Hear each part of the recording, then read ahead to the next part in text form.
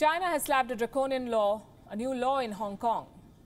The world is worried for the people of Hong Kong, for the city's democracy, and for their own people who live and work in Hong Kong. Yesterday, we told you how close to 30 countries have spoken out against the Chinese move. Some have even announced sanctions and visa restrictions on Beijing. We questioned India's silence last night. Late in the night, India delivered a statement at the United Nations. New Delhi said, and let me quote from what they said, "Given the large Indian community that makes the Hong Kong Special Administrative Region of China its home, India has been keeping a close watch on recent developments." Now, in case you're wondering why so many nations are concerned about Hong Kong, then you must know that the repercussions of this new law go way beyond the borders of the city. This new law practically applies to everyone who lives on the planet. Why do I say this? Watch this report.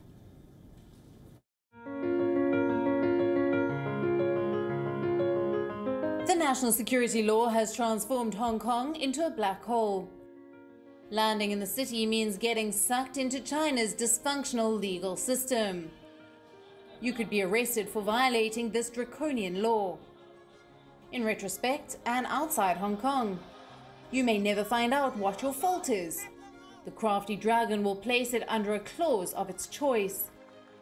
Succession, subversion, terrorism, or colluding with external forces. The moral of the story? If you are opinionated and happen to speak up against repression, annexation, provocation, or even the Wuhan virus, then Hong Kong is henceforth a no-go zone for you. In other words, this city is as good as gone from the global map. Gone with it is the world's 8th busiest airport, one that hosts at least 196,000 passengers daily, connects 220 destinations, and also happens to be the world's largest cargo center.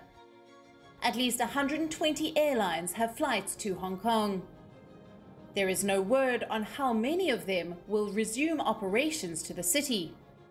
Also lost is the world's 6th largest financial hub, one that houses over 9,000 foreign firms. At least 1,500 of them have regional headquarters in Hong Kong.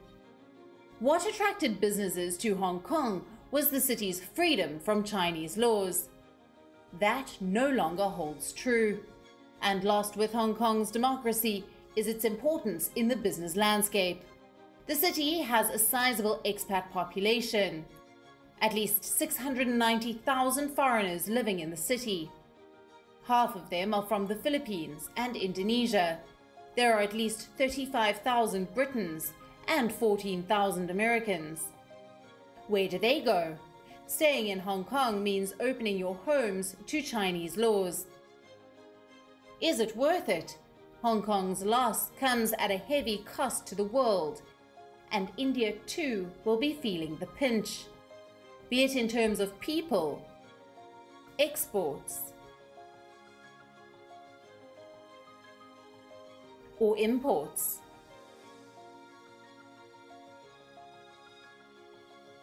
Hong Kong is probably the most expensive collateral damage in China's evidently damaging quest for world power. Bureau Report, WION, World is One.